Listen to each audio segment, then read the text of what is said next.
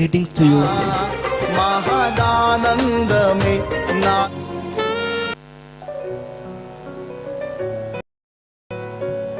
Hallelujah. Greetings to you in the name of Jesus Christ, our Lord and Savior. My dear brothers and sisters, నాలో పర my dear brothers and sisters,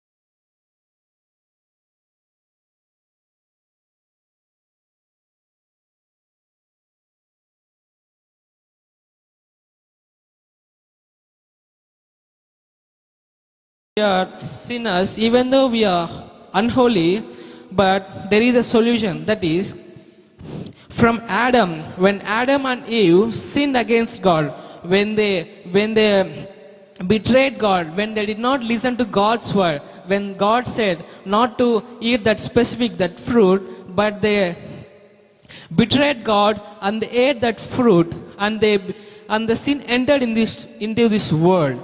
So when sin entered into this world, God, because of His plan, because of His word, God said, when you eat that fruit, you will surely die. So when God says something, it happens. When God promised something, it will surely take place. When God something tells you, that will surely take place on this earth and on heaven.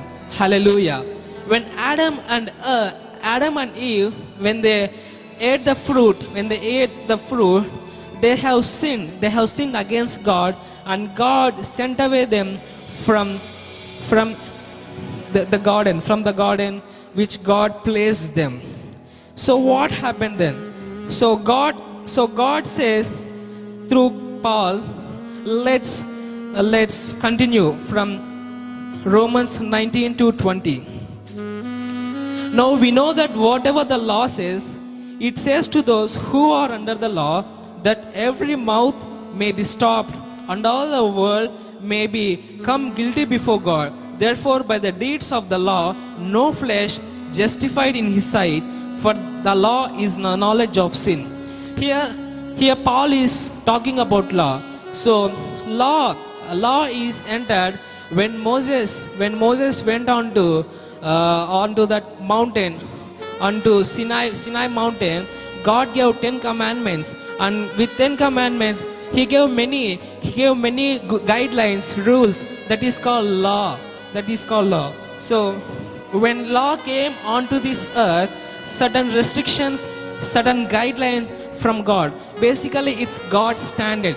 It came onto this earth. When we look onto the mirror, we know how we look. We know what is our color. We know how we look. If some acne or pimples came onto our face. So when law came, law exposed man, that man is not a holy, man is not righteous. Man is a sinner, and man is an unholy person. So is God did God give this law to condemn man, to make man sinner? Let's see that. Let's read Romans chapter 3 from 21 to 24. But now the righteousness of God apart from the law is revealed, being witnessed by the law and the prophet, even the righteousness of God through faith in Christ, to all and on all who believe. For there is no difference, for all have sinned and fall short of the glory of God, being justified freely by His grace through the redemption that is in Christ Jesus. Hallelujah. So God is saying, everyone is sin, everyone is a sinner. So God gave the law to bring equality among all the people, to bring justice among all the people. When there is no law, everyone thinks that they are holy, everyone thinks that they are righteous, everyone thinks that they are blemishless. But when law entered onto this earth, God made everyone equal. God made everyone justified by the law, because no one on this earth, no one including Moses, from Moses onwards up to David and up to Jesus Christ first coming, no one had ever fulfilled the law, because no one could fulfill God's standards. No one could live up to God's standards. Hallelujah.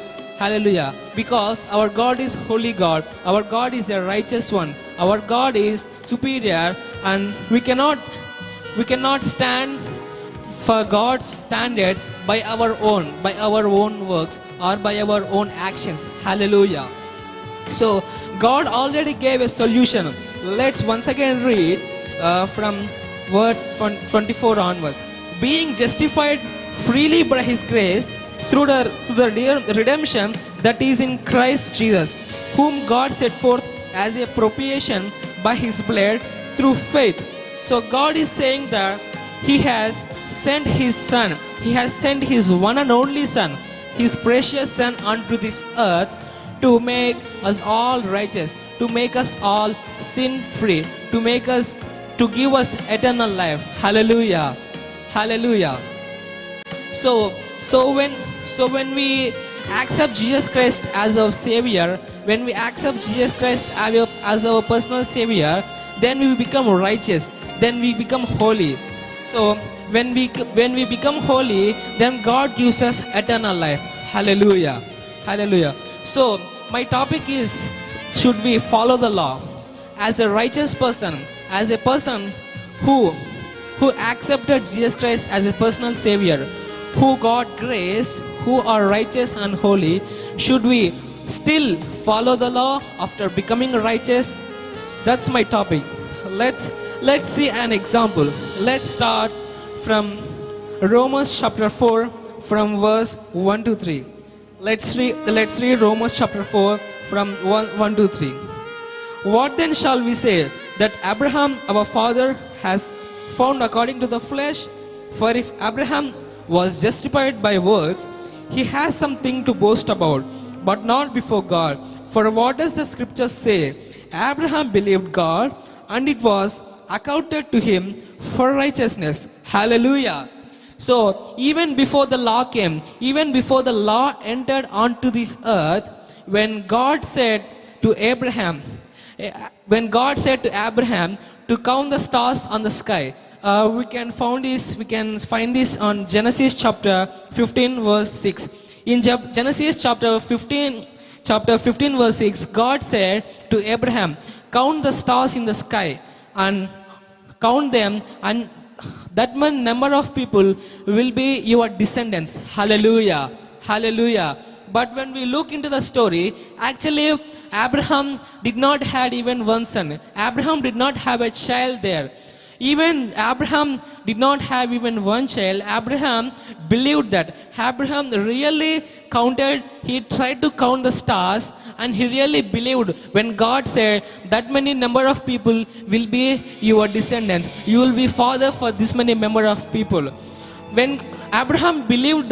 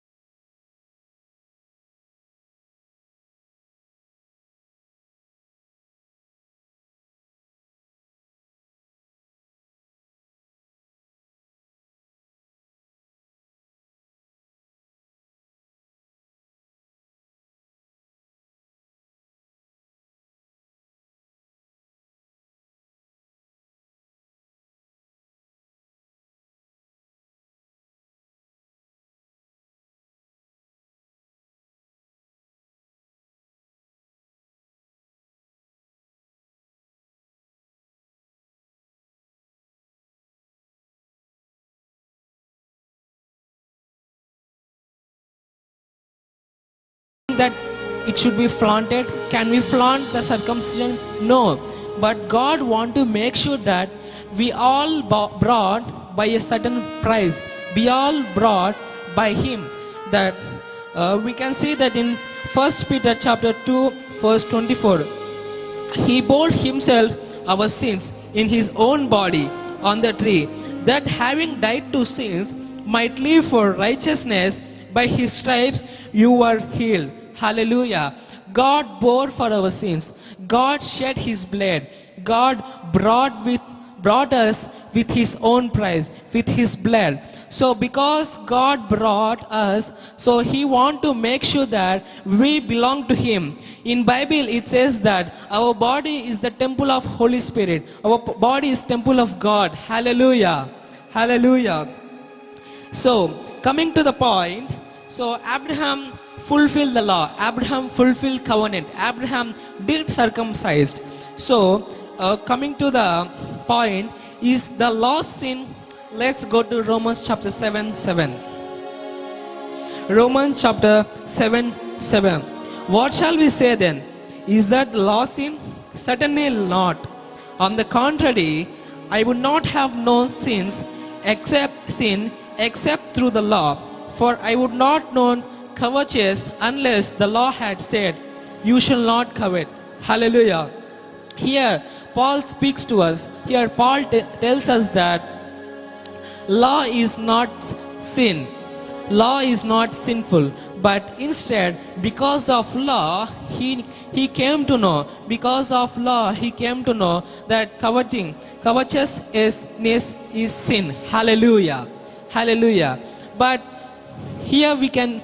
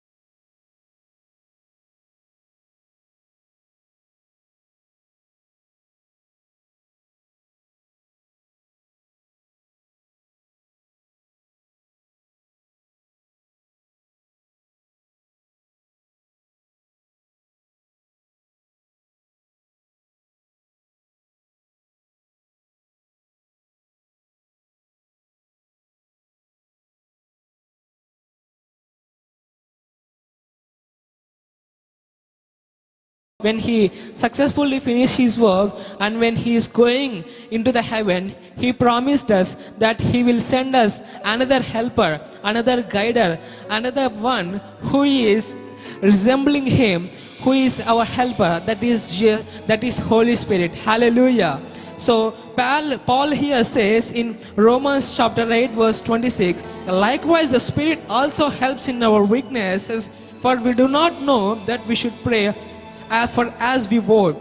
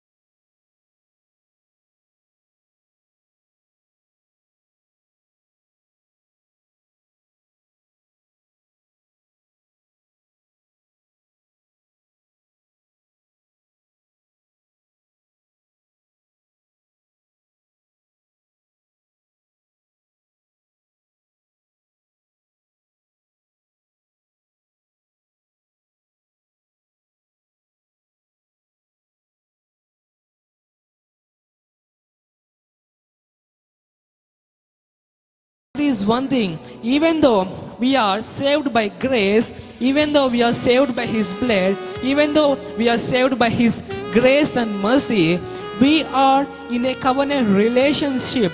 We are in a covenant relationship.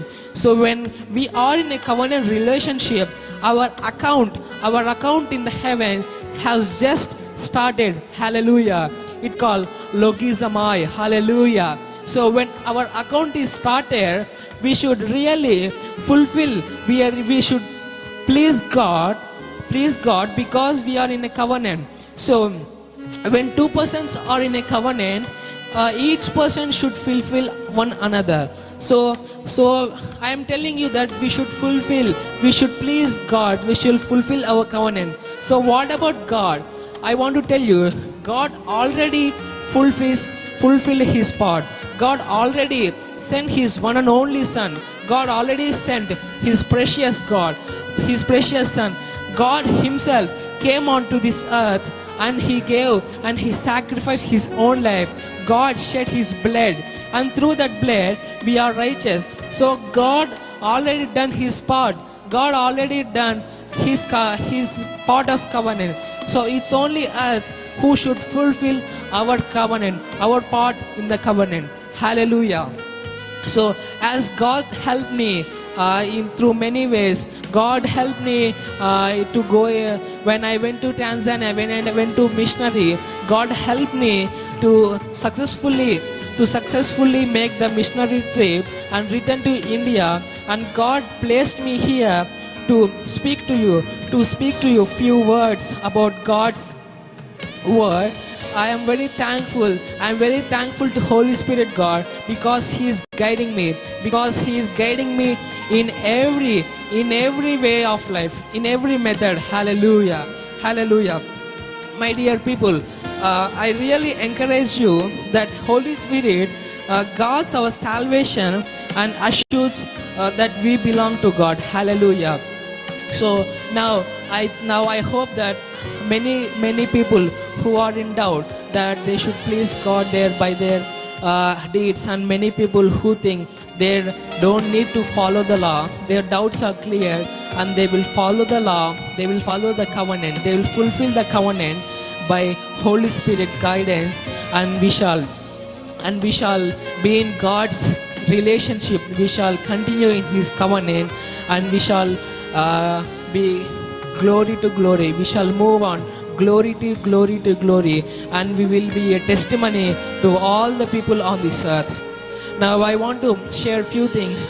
Now because we are in this pandemic, because we are in this coronavirus pandemic, now I hope all of you are well, all of you are healthy. I want to tell you, I want to encourage you, I want to give hope that we in our El Shaddai ministries, every day almost 17 hours, from morning 5 to night 10 o'clock, 17 hours there will be a chain prayer. Chain prayers are going on. Chain prayer warriors are always praying almost for 17 hours. So if you really have any prayer request, if you are in any problem, please feel free to contact us. Our prayer warriors are ready to pray for you. Holy Spirit God, Jesus Christ is always ready to help you. There will be displayed our contact number, our email ID. Please feel free to contact to those number and to those email ID. We are ready to pray for you. And I want to request you that every Thursday in this time, we want to do a live program. If you are really blessed, if you are really encouraged by the word of God, please share to many people, please subscribe to our channel, and I hope that you will also watch, you will also meet again next week. Let's pray to God. Hallelujah. Let's close our eyes. Our loving Father, our loving Heavenly Father, thank you for giving us this grace, Lord. Thank you for keeping us in this El Shaddai ministries, Lord. Lord, because of your grace, Lord, because of your mercy, Lord, you have made us righteous, Lord. Because of your, Lord, grace, we are righteous, we are holy, Lord. Thank you, Jesus. Hallelujah, Lord. But you have told us that we have made a covenant with you, Lord. Lord, we have made a covenant with you, Lord. Lord, thank you for giving your Holy Spirit, Lord. Thank you for giving your guider, your comforter, Lord, to us, Lord, who comforts us, Lord, who guides us, Lord, in all our life, Lord. Thank you for Holy Spirit, God. Holy Spirit, God, we once again, Lord, we ask you to guide us, Lord. We surrender ourselves to you, Lord. We surrender ourselves into your hands, Lord. We commit ourselves, we dedicate ourselves into your hand, Lord. Lord, even in this pandemic, Lord, in this coronavirus pandemic, Lord, heal each and every one of them, Lord. Heal every one of them with your blood, Lord. Everyone should have your good health, Lord. You have made us whole, Lord. It's your will to be healthy, Lord. Thank you, Jesus. Hallelujah, Lord. Lord, bless everyone. Thank you for your holy, Lord. Lord, keep everyone healthy, Lord. Holy Spirit, God, I once again thank you for giving this wonderful time, Lord. I thank you for everyone, Lord. These people, my friends who have helped me to do this live program, Lord. I pray for cameraman, I pray for laptop operator, I pray for PA system operator, all my brothers and sisters, all my sisters, everyone who supported me in this doing this live program, Lord. Bless them, Lord. Lord, if it is your will, Lord, we can meet again next week, Lord. Until then, we surrender ourselves into you, Lord. We thank you and pray in the name of Jesus Christ. Amen.